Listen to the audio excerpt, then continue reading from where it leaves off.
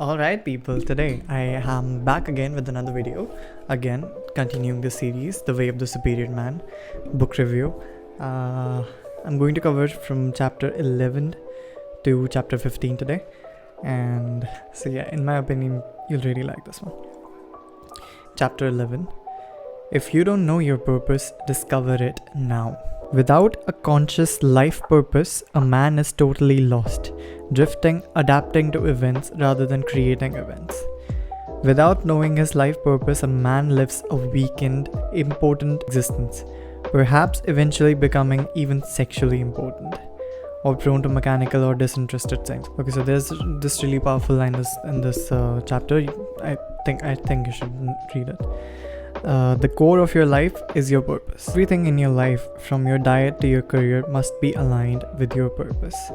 If you are to act with coherence and integrity to the world, if you know your purpose, your deepest desire, then the secret to success is discipline, so that you support your deepest purpose and minimize distractions and detours. So yeah, that's what David Deida has to say about that. What I took of this chapter was: be mindful of your purpose and live it every day. Without it, you are incomplete. Yes, I do feel like you as a man, you need to have a purpose, and that you need to have it fill you up from the inside. You need to live it every day. You need to align everything in your life to that purpose. Chapter number 12. Be willing to change everything in your life. A man must be prepared to give 100% of his purpose, fulfill his karma, or dissolve in it, and then let go of the specific forms of living. He must be capable of not knowing what to do with his life, entering a period of unknowingness, and waiting for a vision or a new form of purpose to emerge. These cycles of strong specific action, followed by periods of not knowing what the hell is going on, are natural for a man who is shedding layers of karma in his relaxing into truth. So what basically this chapter has is that you can be at a particular level of masculinity. Alright, maybe you are a very masculine person, or you're working your way up to being a very masculine person. You shed layers, you give up some things, you pick up new things. So that's what the layers was talking about. Layers is basically your ideals, your beliefs that you shed in order to become a better man, or rather become a different man. So don't be afraid to let go of some things. It is the process of growing. You grow by letting go of some things and taking on some other. So don't ever be afraid of just giving up on some things that you were feeling very strongly on, and picking up new things that you had never thought that you would pick up. So I think it's really important that you do that. You shouldn't be associating emotions to your beliefs or your just values, because they may change and probably will change with time. So yeah, I think it's important that you let go of them with time so that you can evolve. So yeah, I think that's really cool. What I thought of this chapter was: you will shed layers. Be mindful of when a layer ends and when the next one begins. Layers are basically sense of purpose. Your sense of purpose changes with life, with time. So basically you should know when one layer is ending, and the way to know that is also given here. So among the signs of fulfilling or completing a layer of purpose are these. 1. You suddenly have no interest whatsoever in a project or a mission that just previously motivated you highly. Now, this does not mean that you should just give up on a dream or an aspiration just because you think it's shedding off a layer. That's not what they say at all. This is when you're highly aware of yourself. I don't think most people are. I genuinely wasn't. Still am not. So I just ignore this one because I don't know actually when to give up I don't agree with that, giving up just because you lose interest, or just because you're not as motivated anymore. I think it's a learning curve that you just suddenly lose interest in something and you lose motivation.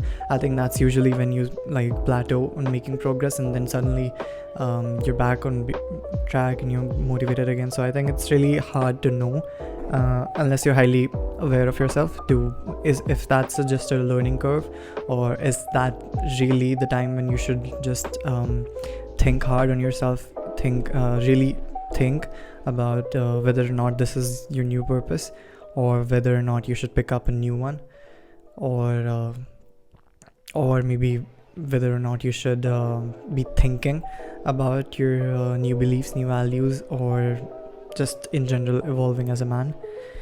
So that was the first one. Second is you feel surprisingly free of any regrets whatsoever for starting the project or for ending it. You don't feel necessarily any regrets when you end something. I think that's a really good way of knowing the previous one. So if you stop doing something because you feel very if you feel lack of motivation towards it, or a lack of interest, and you feel like this just isn't doing it for you, and suppose working out, you think working out 7 times a day isn't doing it for you. Maybe it's maybe you just don't feel like doing it. Maybe you just want to go 2 or 3 times a day, and then you go on the internet and look up YouTubers who justify it for you. This is not a bad thing actually. Working out any time a day will be okay-ish for you if you do it religiously and you actually work out, not just pussy around. So anyways, got a little sidetracked. So anyways, once you quit something, usually you're gonna feel pretty bad. You're gonna feel a lot of guilt and a lot of regret. So a good way of knowing whether or not that is like the end of your previous purpose, like that, if that is you shedding a layer, is if you have no regrets towards ending that, or if you have no regret towards starting something completely different, or starting something slightly different that you wouldn't have when you picked up this particular project. So I think that's pretty cool. That's a pretty neat way of knowing whether or not that is you shedding a layer or not. So the third way is, even though you may not have the slightest idea of what you're going to do next, you feel clear, unconfused, and especially unburdened. So I think this is really important, that even though a person when is in the absence of purpose, I think that's a pretty dull situation for a person to be in. And when you shed a layer, when you let go of something, when you shed a layer of yourself, I think it's really important to not have anything at all. But if you feel very burdened, if you feel very stressed about it, if you're like, I need to get something, I need to have something to do, that's when you know that you're not ready yet. That's when you know that maybe you shouldn't have given up so early. Fourth is you feel an increase in energy at the prospect of ceasing your involvement in the project. So you are necessarily very excited about giving up on the project, or letting go of the project, or shedding that particular layer. So basically you'll absolutely know, there's no way you cannot figure this out on your own, that you need to let something go. Now this could be a project, this could be maybe a relationship, I don't know. Basically shedding a layer is when you want to. If you're forced to do so, that is not shedding a layer. That is not that's kind of character development, but I don't think so. So anyways, fifth and last point is, the project seems almost silly, like collecting shoelaces or wallpapering your house with the gas station receipts. Sure, you could do it, but why would you want to? So yeah, that's another thing, that just whatever you're doing just doesn't make sense anymore. This also resonates with what I said earlier, that you look up on the internet different YouTubers to justify what you want to do. So that's another interesting thing to keep in mind to know when you want to be aware of when you're shedding a layer, basically. So chapter 13, don't use your family as an excuse. If a man never discovers his deepest purpose, or if he permanently compromises it and uses his family as an excuse for doing so, then his core becomes weakened and he loses depth and presence. His woman loses trust and sexual polarity with him, even though he may be putting much energy into parenting their children and doing the homework. A man should, of course, be a full participant in caring for the children and the household. But if he gives up his deepest purpose to do so, ultimately everyone suffers. Now although it may seem like it has nothing to do with, as in David Ida is not suggesting that men should not work at home or men should not contribute at home. Rather, in this book he has very beautifully portrayed that was old stigma, and that it is not applicable anymore in these modern times, and that if both parties are happy with it, they both should have equal share in both the dynamics of their lives. What he says is, if the man believes that his purpose is higher than simply not higher particularly, but just divergent from just doing the housework, taking care of the kids, even though he should be participating in that, and and assuming that he already is, he should not sway away from his purpose, because if he does that, he will lose polarity in his relationship. He will lose respect for himself, which in turn will lead him to lose respect from his partner. Does that make sense?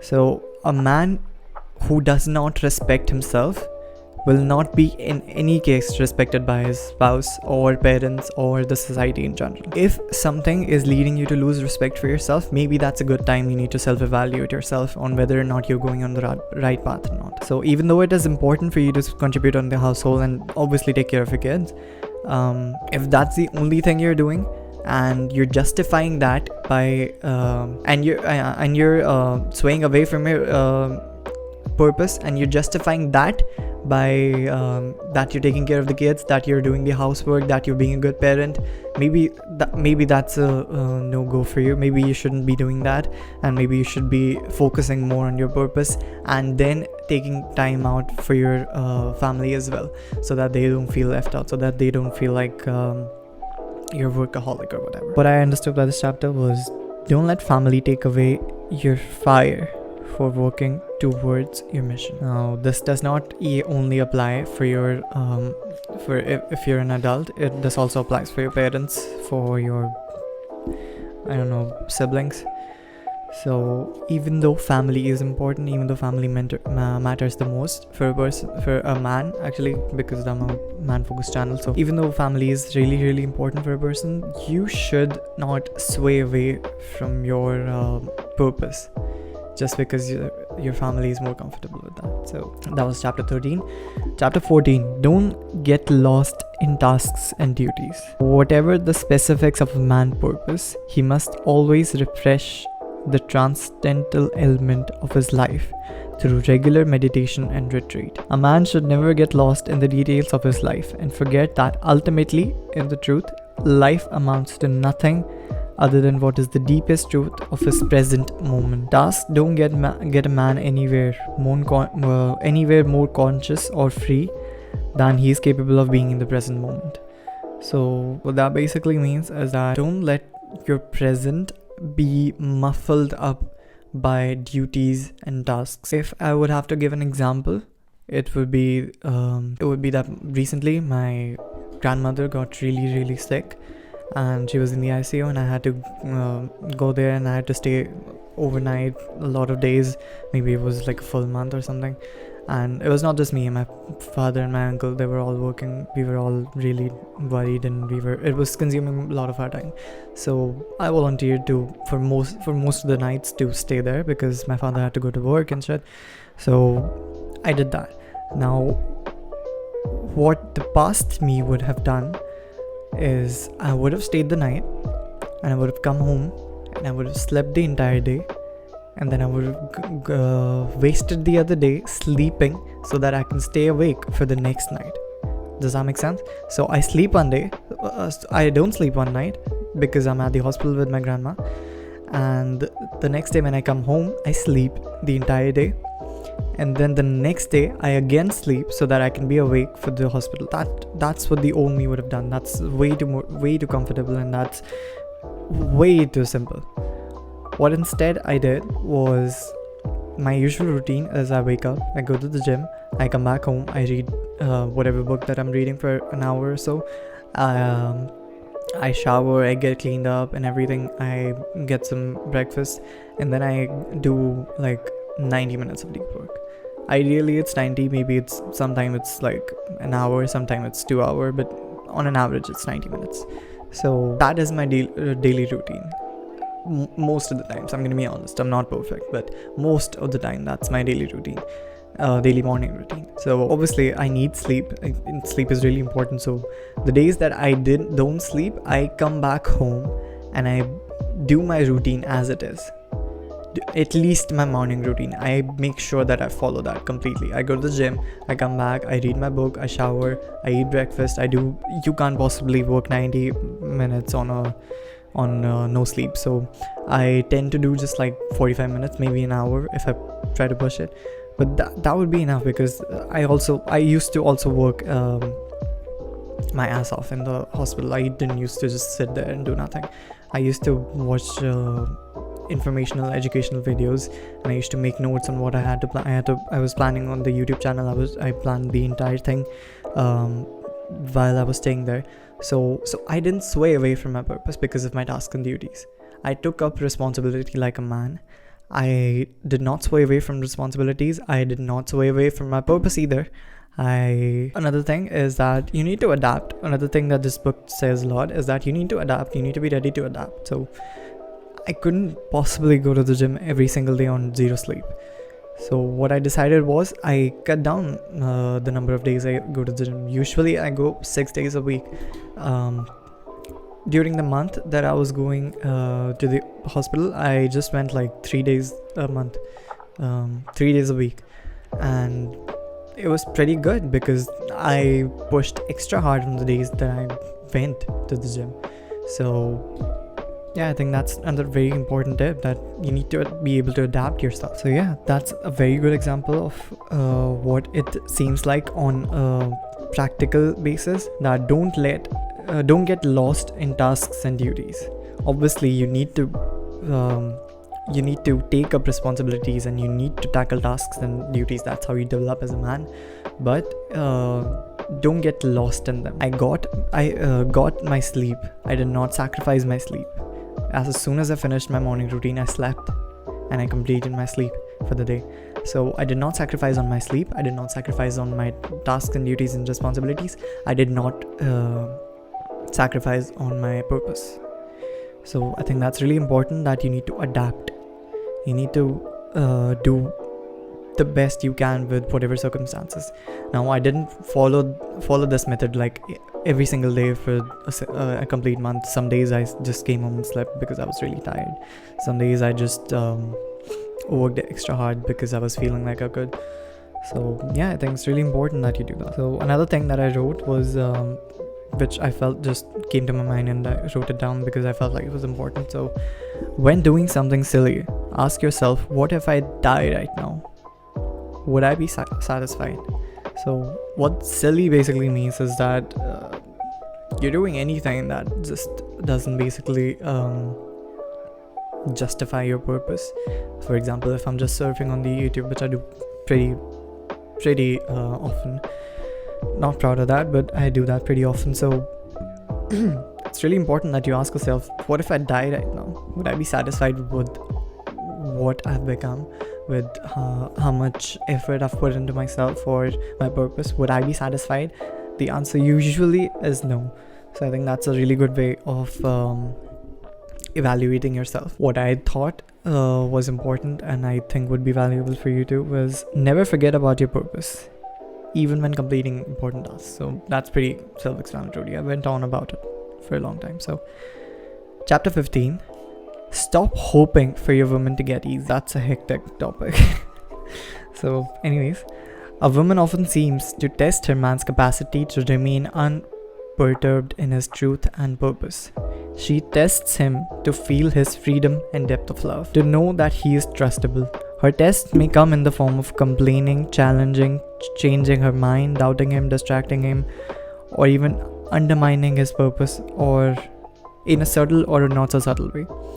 So a man should never think that his woman is testing that her woman's testing is going to end and his life will get easier. That's a myth. Don't think that. Rather, he should appreciate that she does these things to feel his strength, integrity, and openness. Her desire is for her deepest truth and love. As he grows, so will her testing. So as you grow as a man, as you grow as your purpose in life increases, her testing you will also be increasing. So supposedly you have a woman sounds bad.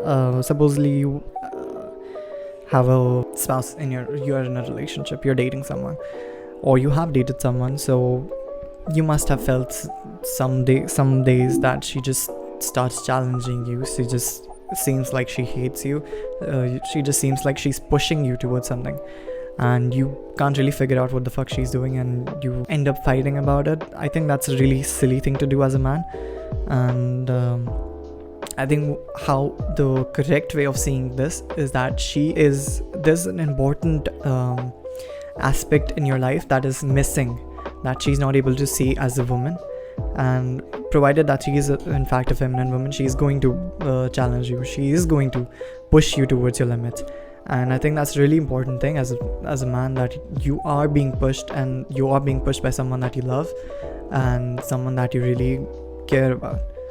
So as a man, how you should see it is that she wants to see that strength in you. She wants to see that truth, that love, that depth in your love, and to see all that. And she's not getting all that from you. She's not sensing that level of spiritual openness, or that high level of consciousness. She's not feeling that. That is the reason she starts complaining. That is the reason she starts challenging you. That is the reason she is pushing you. So instead of seeing her as your enemy, see her as a mirror of how much effort you're putting, of how much effort you should be putting.